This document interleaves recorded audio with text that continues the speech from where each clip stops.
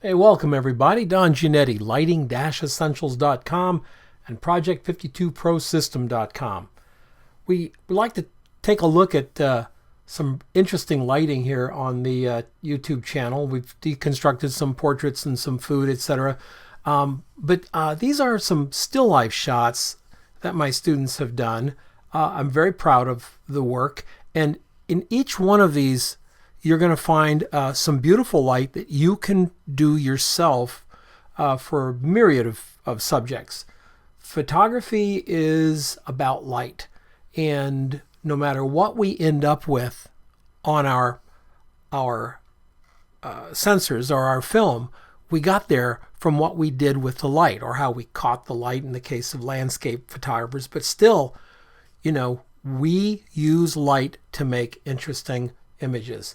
So let's take a look at a few. I think you're going to like these. I think you're going to really be inspired by the lighting, because nothing in here is expensive or will set you back. We're not shooting with a bunch of Broncolors here, folks. We're making photographs that you can do anywhere. You know what? Before we get started, one of the things I really like about shooting still life is the model never shows up late, never calls in sick. You can shoot it late at night in your PJs. You can shoot it if it's raining outside. You can shoot it in the dark. You can shoot it if it's a hot day outside. You can shoot it anytime you want. It's really your set, and it doesn't take that much room. It's just a lot of fun. All right, let's get going. We're going to start with a photograph by my good friend Anders Ericsson up in Sweden. The assignment was to find junk and photograph it. So he has an old bottle that he found out on the streets or in an alley somewhere, and inside are a bunch of dead flowers. And beautifully arranged, because you can do anything you want with still life. So he's got some dead weeds in an old bottle that's all filthy dirty that you see there against a black background. Look at how everything just seems to sparkle here. What he's doing, he's using something called dark field lighting. And I'm going to show you what that does. By the way, notice the nice highlight right down the side of this. We can show you how he got that this way. This is dark field lighting. This is a black card in front of a softbox.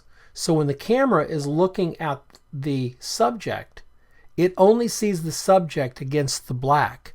These two little bits of white are what come around and light up the sides of the bottle and give the edge to all the plants. And notice he doesn't have it go all the way to the top. He actually leaves a little space at the top so that the light can grab the tops of these as well. So the light is essentially bending around, even though it's really, I shouldn't say that. You know what? It's not. What's happening is that everything reflects. If you know if you know anything about me, and some of you may not, but I coined a term for lighting called subject-centric lighting. Everything reflects. Dirty bottles reflect, old dead weeds reflect, everything reflects. And so we are giving something for this subject to reflect right on the edges. Angle of incidence, angle of reflection. If there's one rule in photography that is absolute, it is that one. Angle of incidence equals angle of reflection. So this light is not being seen by the front of this bottle, but as that bottle goes right around to that edge, boom, boom, angle of incidence, angle of reflection. Let's look at the shot again. Pretty nice. This little fill card is what is giving him that light right there. And on top, to throw some light down on everything here, is a little beauty dish. The power of the beauty dish is very low. The power of the dark field lighting is brighter. Here's a lovely shot by Karen Harris. Still life. Look at the light. Look at the select focus that she's using through here, grabbing this part of the shoe, making it in focus. We catch this little photograph of this little girl's face. We see these are old baby shoes. We just got, look at how the light catches the edge here. It's really, really lovely. How was it done?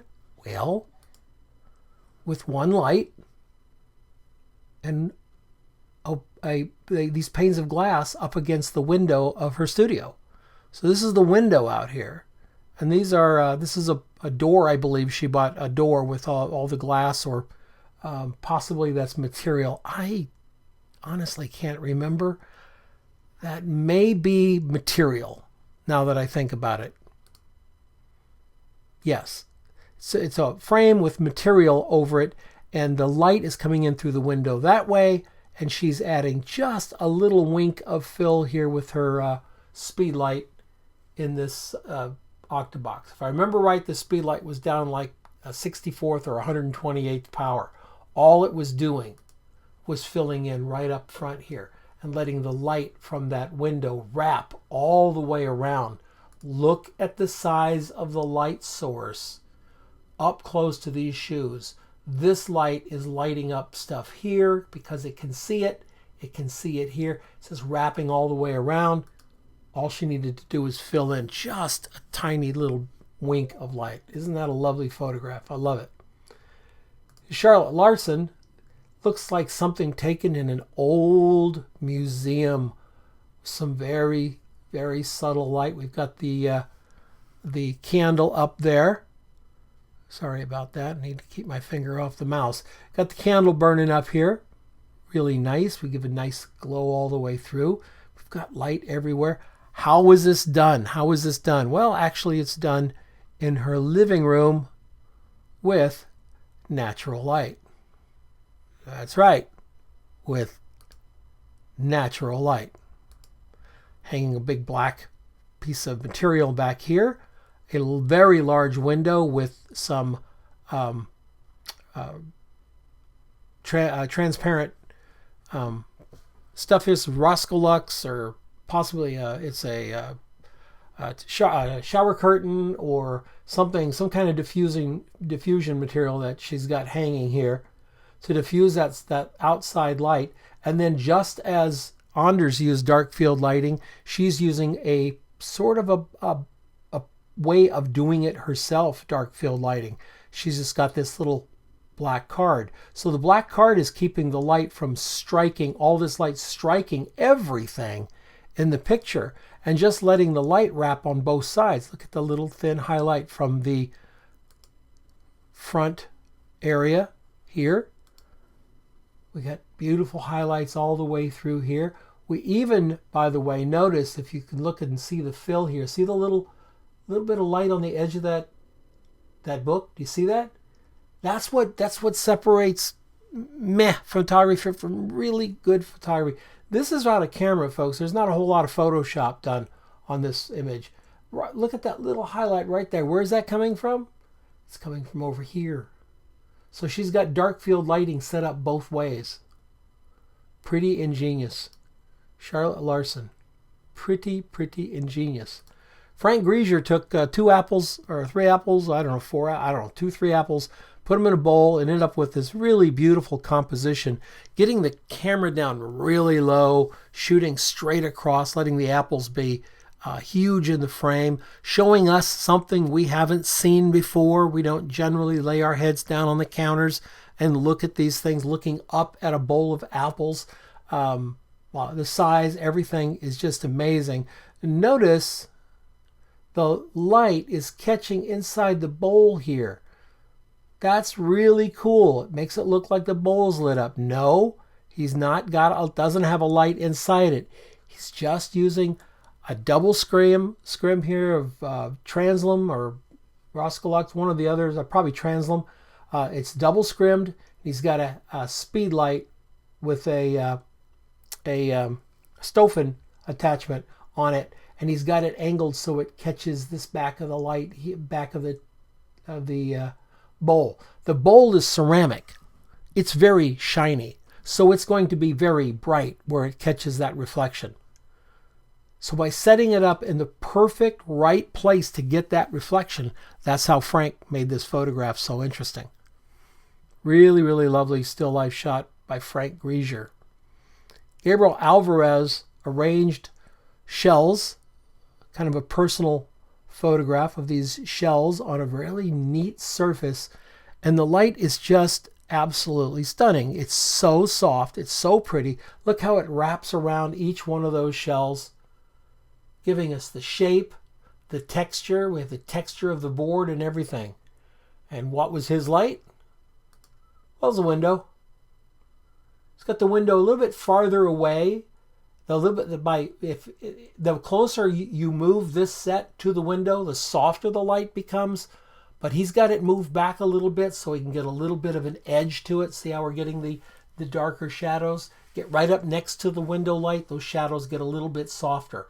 Bring it farther out, and we have this nice little arrangement of shadow and light. It's just really pretty. Love it. Frank Grisier. Heather Gill took a very simple photograph of a very simple product, an artichoke. It's just magnificent. It's in close. We have this great texture and color everywhere, and the light looks like it's amazing, but again, and it is amazing light, again, it's so simple. Now, in this case, she's right up against the window, and she's surrounded the artichoke with black, not white. This is not a white fill card over here. This is black. The window is so big it's wrapping around the artichoke on its own. She didn't want that artificial feeling that a white card would do to this side of the artichoke. She wanted it to go dark and moody, and she allows that to happen. Now notice that she's got the black card. Do you see this? It's angled. It's not straight across. It's at a bit of an angle. Why is she doing that? So that the black card can catch a little bit of reflection of the light source right there. Very little Photoshop in this photograph. That dark card is practically perfectly black over here, and we just got a little bit of a reflection on the card right back here. Really, really cool. A lovely shot, and something you can do easily too with a window. One last shot from Marty Kaufman. Marty wanted to do something a little bit special. We've all heard of moon rocks. So Marty created a moon rock photograph for us. We've got the moon. We've got the rocks. Or is that the earth? No, that's the moon. We've got the rocks. It's being illuminated. Look at this wonderful shot. How is it done? Well, you're going to love this. Here we go. One strobe of the grid. The picture of the moon is tacked up on this black background with this light. This light has a grid on it as well. The grid is hitting the moon, lighting it up. This grid is hitting the rocks. The grid hitting the moon's got a blue gel on it. The one that's coming down on the rocks does not. Wide angle lens gets both of the objects in focus in the single shot. And we end up with moon rocks. Pretty cool. Really a clever, a very clever way to do a still life. And I thought very exciting to see the thought processes of these photographers as they built the light themselves. Most of it's very simple. You'll notice there's nobody in here is using any big time super expensive studio lights, etc. You don't have to. You just have to think of the lights. We've got Marty Kaufman, and we got Heather Gill and Gabriel Alvarez. I love these photographs, by the way, folks. I just think they're stunning. Frank Grisier, Charlotte Larson, Karen Harris, and Anders Ericsson. So there's 7 images with 7 different lighting setups that you can do anytime you want. You own 1 light or 2 lights, you're good as gold. You want to shoot with a window, you're good as gold. You know, it's whatever works for you.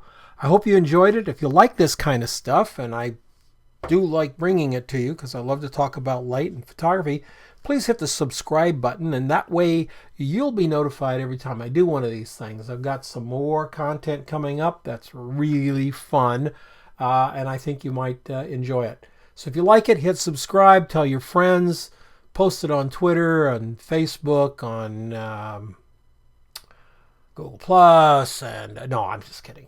If you just pass it on to people that you think might learn something from it. Everybody have a great evening, and I'll see you next time.